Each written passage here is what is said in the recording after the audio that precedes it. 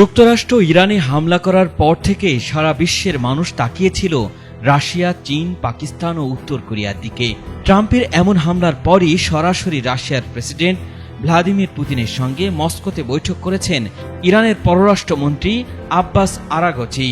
আর এই বৈঠকে পুতিন যুক্তরাষ্ট্রের হামলার নিন্দা জানিয়ে প্রকাশ্যে ঘোষণা দিয়েছেন রাশিয়া সব সময় ইরানি জনগণের পাশে আছে এবং থাকবে। আর এই ঘোষণার পরই সিরিয়ার উত্তর পূর্বাঞ্চলীয় হাসাকা প্রদেশে অবস্থিত মার্কিন যুক্তরাষ্ট্রের একটি সামরিক ঘাঁটিতে হামলার ঘটনা ঘটেছে। ইরান কি তাহলে রাশিয়াকে সঙ্গে নিয়ে যুক্তরাষ্ট্রের সামরিক ঘাঁটিগুলো ধ্বংস করে দিবে? এদিকে ডোনাল্ড ট্রাম্প ইরানে হামলার পর থেকে খোদ আমেরিকার নাগরিকদেরই তোপের মুখে পড়েছেন। ট্রাম্প হয়তো ভেবেছিলেন এ যাত্রায় ইরান নতজানু হয়ে তার কাছে যুদ্ধবিরতির কথা বলবে, কিন্তু ঘটনা ঠিক তার বিপরীত দিকে মোড় নিয়েছে। যুক্তরাষ্ট্রকেও কঠোর হুঁশিয়ারি দিয়েছে ইরান। তবে কি ভয়াবহ যুদ্ধে জড়িয়ে যাচ্ছে ইরান ও ইসরায়েল? ইরানের রাষ্ট্রীয় সংবাদ সংস্থা মেহের নিউজের এক প্রতিবেদনে বলা হয়েছে, সিরিয়ার উত্তর পূর্বাঞ্চলীয় হাসাকা প্রদেশে অবস্থিত মার্কিন যুক্তরাষ্ট্রের একটি সামরিক ঘাঁটিতে হামলার ঘটনা ঘটেছে।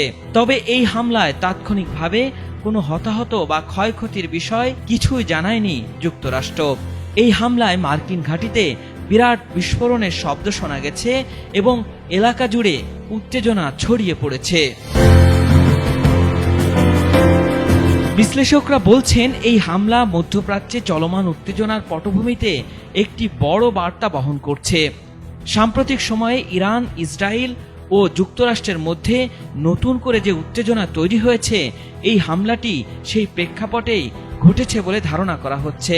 আর এই হামলার কারণে মধ্যপ্রাচ্যের যুক্তরাষ্ট্রের সামরিক ঘাঁটিগুলোর নিরাপত্তা নিয়েও বেশ চিন্তিত হয়ে পড়েছেন ডোনাল্ড ট্রাম্প। এদিকে ইরানের ওপর যুক্তরাষ্ট্রের হামলাকে ভিত্তিহীন উল্লেখ করেছেন রাশিয়ার প্রেসিডেন্ট ভ্লাদিমির পুতিন। মস্কোতে ইরানের পররাষ্ট্রমন্ত্রী আব্বাস আরাগচির সঙ্গে এক বৈঠকে এই মন্তব্য করেছেন তিনি। বৈঠকের শুরুতেই পুতিন বলেন, ইরানের ওপর যে আক্রমণ চালানো হয়েছে তার কোনো যৌক্তিকতা নেই।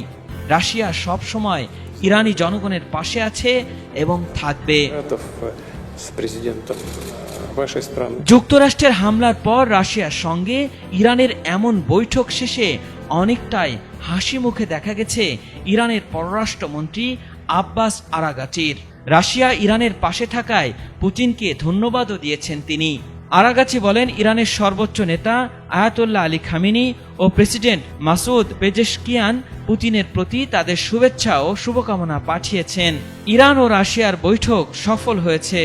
রাশিয়া ইতিহাসের সঠিক পাশে রয়েছে বলেও জানান তিনি। আল ইমরান, এটিএন বাংলা।